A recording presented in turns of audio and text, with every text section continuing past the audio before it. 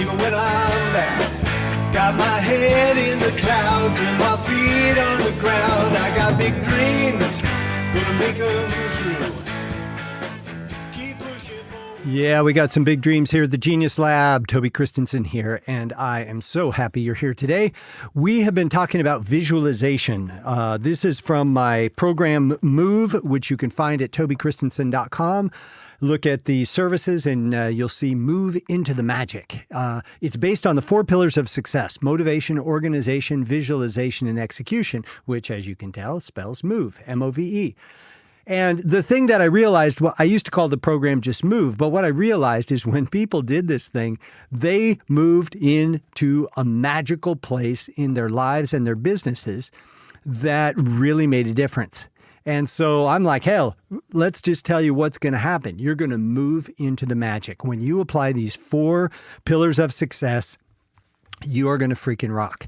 Now, last podcast was about visualization. It was our beginning of visualization, about visualizing what you want to see, visualizing how you want to feel.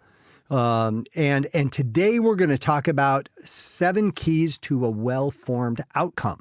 So the thing is, there's so many people that I've talked to. I said, well, do you have a clear vision of what you want? Oh, yeah. And we start talking about it, and they do have a vision of what they want. It's just not very clear. And so what this exercise does, and we do this in the Move program where we go through each of these steps together. But what it does is it allows you to look at how you want to create something.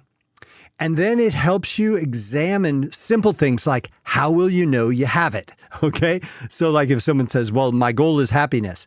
Well, how the hell are you going to know? I mean, if you have attained happiness, or if just for a moment you're happy or feel good or feel giddy, or what does it look like to hit the goal of happiness? Okay. So you think about these things because they really help. They will help you not only set your goals, they will help you achieve them and help you clearly know how to grasp the energy of being in the place of victory by achieving your goals. Okay. So the first key of the 7 keys to a well-formed outcome is know what you want. Okay. If you don't know where you're going, any road will take you there. Okay. Very famous saying by Lewis Carroll, the writer of Alice in Wonderland. I don't know if you knew that or not, but that's where that saying came from. I thought it was a Beatles song or George Harrison song. That's dating myself. But anyway, so know what you want. Know exactly what you want. Own it as your own. And then state what you want with clarity. And clarity is essential. In other words, if I want a Ferrari, okay, great. So somebody came and bought me a little car, it's about a foot long. I mean, it's a nice model, but it was the model of an F50 Ferrari. So he said, now you have a Ferrari. And actually what I wanted was like a 458 Spider that I could drive, like a 2005 Spider that I could drive around and have in my garage and have fun in. So I wasn't very clear, but I did get what I wanted. I said I wanted a Ferrari, and I actually have 2 of them now. The same model, just from different people. So the other thing, which might seem obvious, but how will you know you have it? Now, I know that I don't have the Ferrari I wanted because it's sitting on my shelf in my library, and it's not out in my garage taking up a full parking spot. Okay?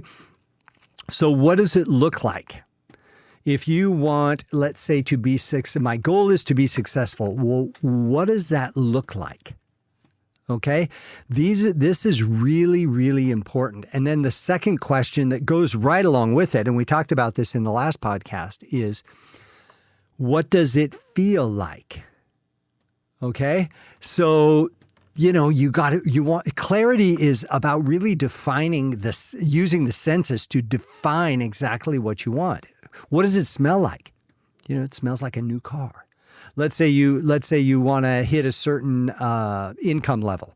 What does it smell like? Well, it smells like a clean house every Monday when I come home from work because I can afford a house cleaner now, and so that's a way that it can smell. It can smell like a new car. It can smell like burning rubber. It can, so think about what does it really smell like? Maybe it smells like Louis the 13th because you've hit a certain income level where you can afford a $3,000 bottle of cognac. So what does it sound like? Now, for the Ferrari, it's easy because there is nothing like the exhaust system on a Ferrari or in the engine of a Ferrari. But what does it sound like? Maybe it sounds like a bunch of your friends in your big new house being entertained because you're throwing a welcoming party, and it sounds like a bunch of people talking and glasses clinking and champagne bottles popping open. Maybe it's people praising you for helping them solve problems in their lives, So think about, what does it look like? What does it feel like? What does it smell like? What does it sound like? Really try and activate as many senses as possible. Because the more clear you are, the more easily it will be to identify what you really want and when you actually have it. Now, when you're exploring this, you want to really connect to your senses. Go, see your goal fully formed. Feel the leather if you're, let's say it's some new furniture and you want, nice leather furniture for your TV room or for your home theater. And think about what it feels like. What does it feel like to sit down? Are they hard and supportive? Do you sink right into them? What is it like? The more you can connect with your senses, the more powerful it will connect to your subconscious mind, and the more powerful the experience will be to create what you want. Okay? Now we get into step 3. Can it be initiated and maintained by you? Here's where some people make a lot of mistakes. They set goals that are predicated on how other people respond to them. Okay? In other words, they're not in control. I want everybody to like me. Okay, that's a really stupid goal because you cannot control how other people feel. And, the thing that's really important about a goal or desired outcome, you cannot achieve it if it is if you cannot affect it, or if the outcome is not controllable by you.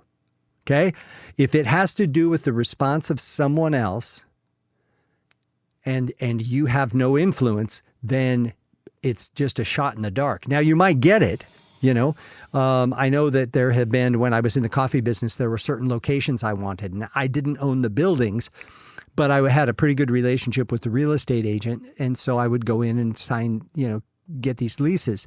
And most of the time I got what I want, even though I didn't technically have control of it, but I was clear on all other fronts. So there's certain aspects of this that aren't completely unreasonable to ask for, okay? But on the other hand, if it's stuff like, I want so-and-so to love me, okay, good fucking luck with that.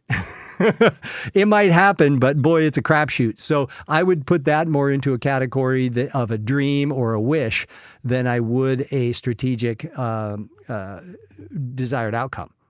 So make sure that you can initiate it and you can maintain it.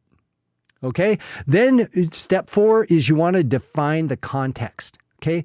Where would you be when you achieve this? And who would you be with? And when would it be? A goal without a date is just a dream.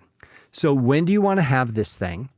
Okay? Who are you going to be with when it happens, and where are you going to be? If you're getting new furniture for your home studio, you're probably going to be at a furniture store. If you are going to get a new car, a new Ferrari, you're going to be at the Ferrari dealership.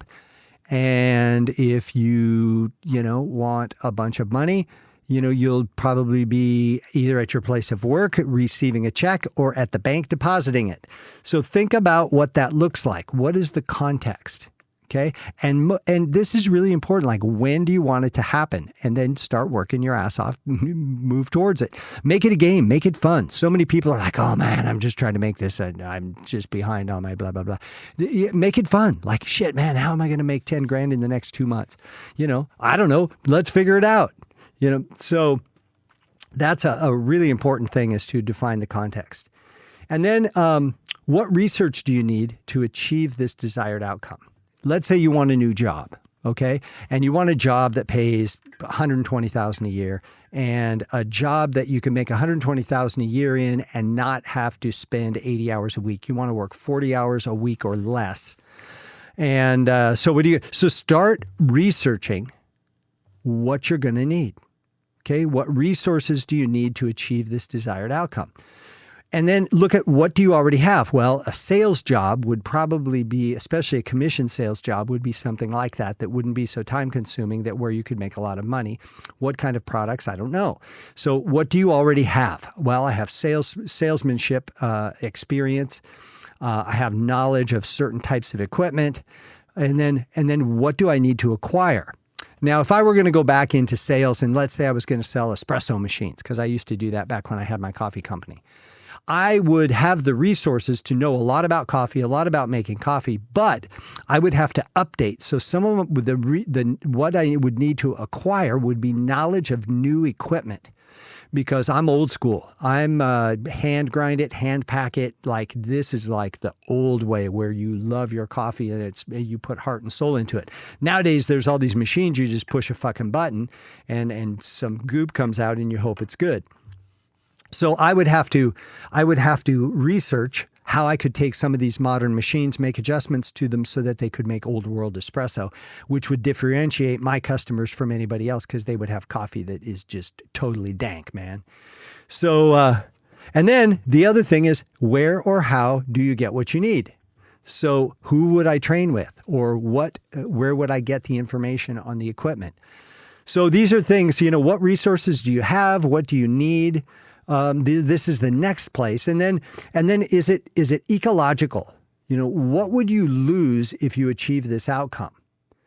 So yeah, you wouldn't be able to stay home and watch TV all day, because you'd have to get out there and do your sales job. But you would start making $120,000 a year, so you would have more fun and you'd be able to get your new car that you want, and so on and so forth. So what's it going to cost you? Okay. What is what's the impact on your time, your relationships, your freedom, your sense of self? What would you gain? Okay, I'm going to gain some money and gain a regular paycheck. Oh my God, wouldn't that be wonderful? And then you're going to lose a certain amount of freedom. But then the big thing is to look at, what are the compromises and what are the victories from giving up some of that freedom? What would you gain? Okay, and last but not least, what is the first small step you need to take to get this rolling? Okay. When do you take the first step? Where do you make it? With whom? Once you take the first step, okay, the momentum starts to build, and then the second step is easier, and the third step is easier, and you just keep moving towards your desired outcome. Think about these 7 steps. These are powerful. They will bring clarity.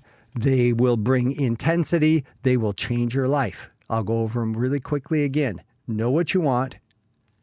How will you know when you have it? Can it be initiated and maintained by you? Define the context. Remember, where would you be when you achieve this? Who would you be with, and when would it be? You got to put a date. What resources do you need to achieve this desired outcome? Number 6, is it ecological? Number 7, what is the first small step you need to do? That is a bunch of really good stuff. Listen to this a couple of times. Write the 7 steps down, and then start to apply it to a couple of simple goals in your life. A lot of people, they jump all in and they make 25 goals, and then they get discouraged because they can't move forward with it. So what I would recommend is do something small, do something measurable, do something short term so that you can have the thrill of victory instead of the agony of defeat. And then most importantly, you keep up on a positive attitude and by all means, keep looking up.